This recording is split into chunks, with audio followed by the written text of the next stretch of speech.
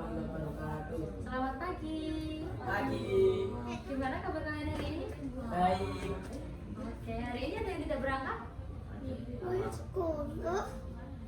Oke, berangkat semua ya. Pelajaran kali ini kita akan membahas tentang seni rupa. Ada yang tahu seni rupa? Kalau kemarin kita mempelajari apa? Musik. Ya benar. Oke, langsung ke inti materi aja ya.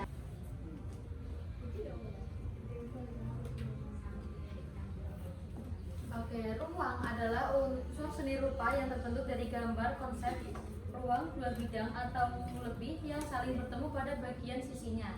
Ruang atau kedalaman dalam seni rupa merupakan salah satu unsur penting dalam sebuah karya seni rupa. Hal ini karena ruang atau kedalaman dapat memberikan kesan tertentu yang dapat dirasakan secara langsung oleh penikmat seni.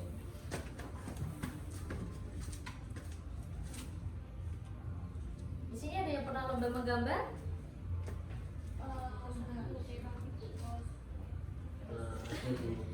Ada dapat juara berapa? Satu. Wah, pintarnya.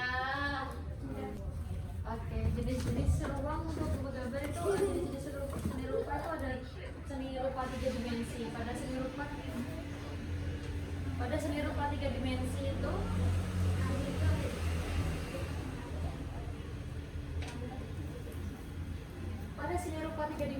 berlaku dengan sifatnya yang nyata karena bisa dirasakan secara langsung oleh penikmatnya menggunakan panca indera penglihatan dan indera peraba.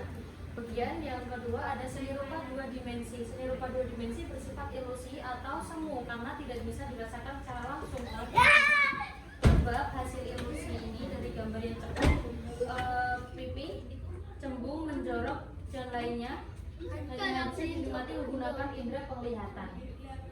Kemudian ada sifat-sifat ruang. Ruang bersifat semu atau maya atau ilusi atau semu yang tidak bisa dirasakan secara langsung oleh penikmatnya sebab hasil ilusi dari gambar tekuk atau pipi, cembung, menjorok dan lainnya hanya menunjukkan ukuran dimensi panjang dan lebar yang biasanya berada di dalam batas atau kertas atau kanvas di tempat karya tersebut dibuat. Kemudian yang kedua ada ruang bersifat nyata, yaitu unsur ruang yang menggunakan ruang nyata dan sempurna layaknya yang kita rasakan sehingga ruang tersebut bisa diraba dan dirasakan secara langsung. Kemudian ada macam-macam ruang, itu salah satunya adalah ruang positif, suatu ruang yang berada di dalam bidang atau volume tertentu. Ruang positif itu contohnya ada limas, balok, bola, kerucut, terus ada tabung, terus prisma, orang dan lain sebagainya yang masih berbentuk yang bisa diraba. Terus kemudian ada ruang negatif, yaitu suatu ruang yang berada di luar bidang dan volume, misalnya rumah, gunung, pantai dan lain sebagainya.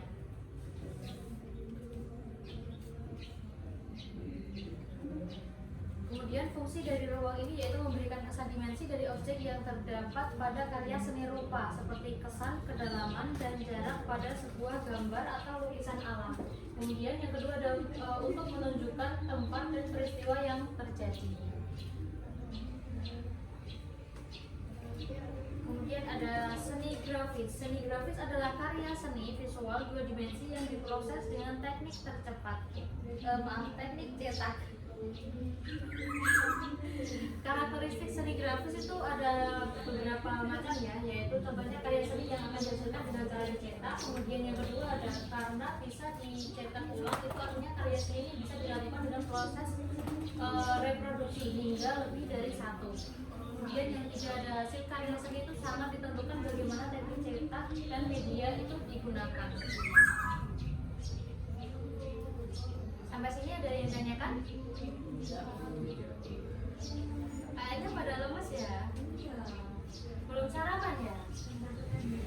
Oke, di materi pembacaan selanjutnya yaitu ragam hias geometris yang merupakan ragam hias yang memakai berbagai macam unsur garis, mulai dari garis lurus, spiral, lengkung, zigzag dan berbagai bagian. Misalnya ada segi 4, terus ada lingkaran, terus ada persegi panjang dan wujud-wujud lain yang juga sebagai motif wujud dasar. Terdapat beberapa faktor juga yang mempengaruhi pada variasi motif dan ragam hias yang ada di setiap daerah, yakni sebagai berikut. Satu, ada lingkungan alam, kemudian yang kedua ada flora di suatu daerah, terus kemudian ada fauna di suatu daerah juga, dan manusia sebagai anggota masyarakat di suatu daerah.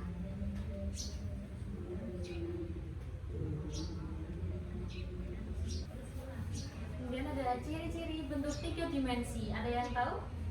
Satu, memiliki sisi. Ya, bisa dibaca lagi? Memiliki ruang dan volume. Ya, benar. Terus?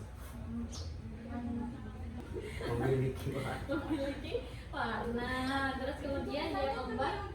Itu tipe dari videonya ya. Terus kemudian yang terakhir ada memiliki tekstur. Ya, benar. Kemudian fungsi dari seni rupa 3 dimensi yaitu satu, sebagai hiasan. Contohnya seperti guci, patung yang ada di rumah, furnitur, gantungan kunci, dan lain sebagainya. Pelajaran patung-patung yang ada di Candi Borobudur itu yang kita tahu, ada yang udah pernah ke sana? Besok-besok ya, nanti kalau liburan semester ya. Oh, udah.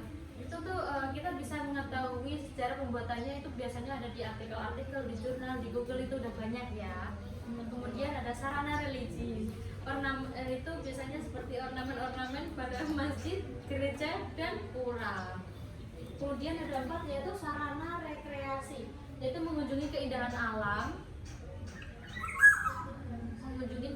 keindahan alam atau buatan yang ada di candi-candi dan instalasi yang terdapat di sebuah pameran. Biasanya itu seperti di pameran itu di Museum Kretek, itu ada seni-seninya. Terus kemudian di Jepara ada di patung kura-kura yang besar itu, ada yang pernah ke sana? Saya Sudah pernah? Kamu belum ya? Nanti ke sana ya buat ngecek, sekalian jalan-jalan. Joglo juga seni rupa, iya. Kemudian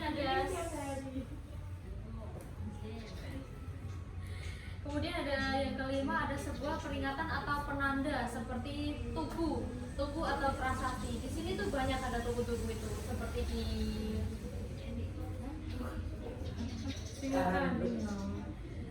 seperti ada di, iya itu di situ ada kalau kamu lihat. Oh iya.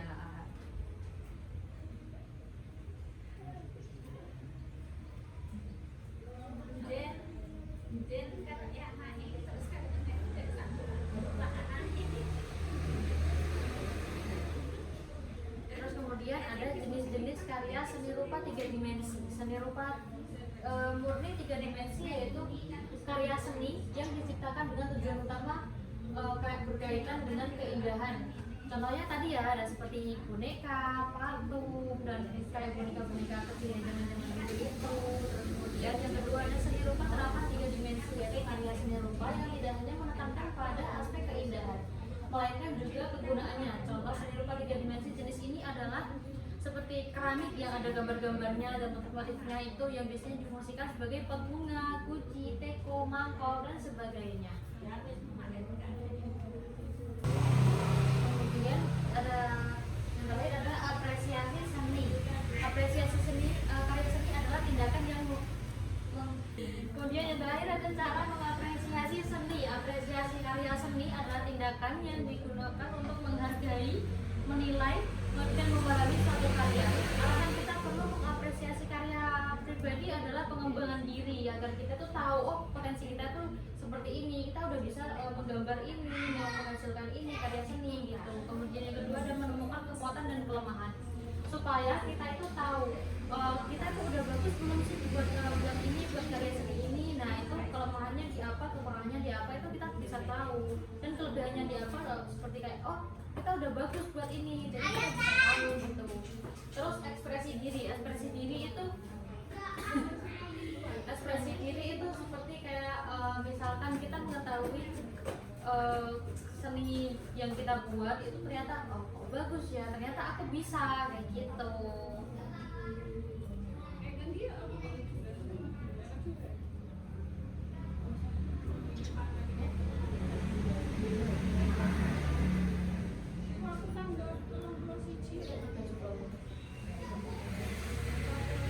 Kemudian manfaatnya itu tadi ya, meningkatkan rasa percaya diri, merasa diri kita lebih kreatif dan inovatif, kemudian ada melatih rasa peduli dan peka terhadap lingkungan, kemudian menumbuh jiwa kompetitif dan sportif dan memberikan rasa bahagia dan bangga terhadap diri kita sendiri.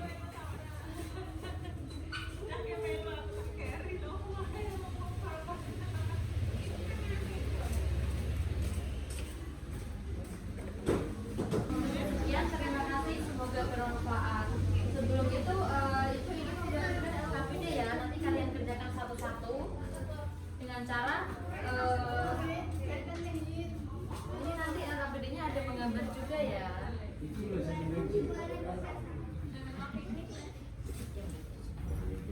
Ayo kita melakukan ice breaking dulu yuk. Betul, kita mulai ice breaking dulu yuk, bisa sambil berdiri. Ayo.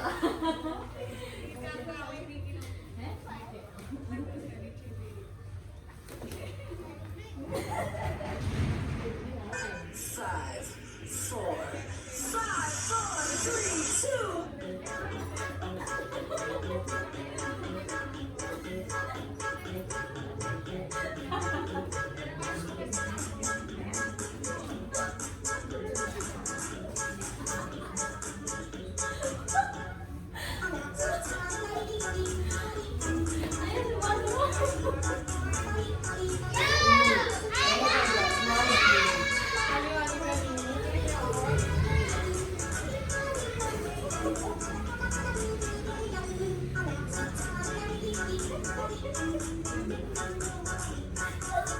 Ayo semua dulu.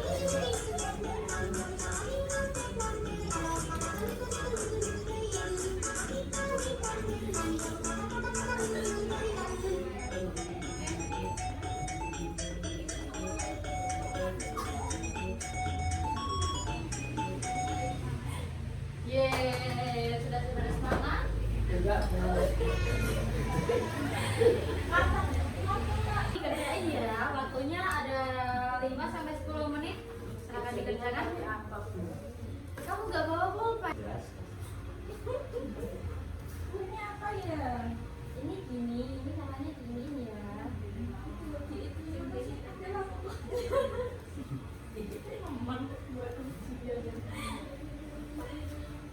waktunya 10 menit.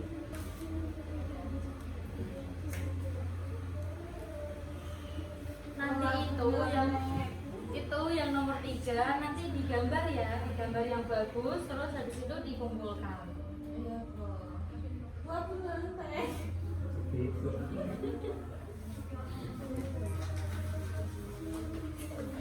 Oke, sudah, waktunya sudah selesai, yuk dikumpulkan.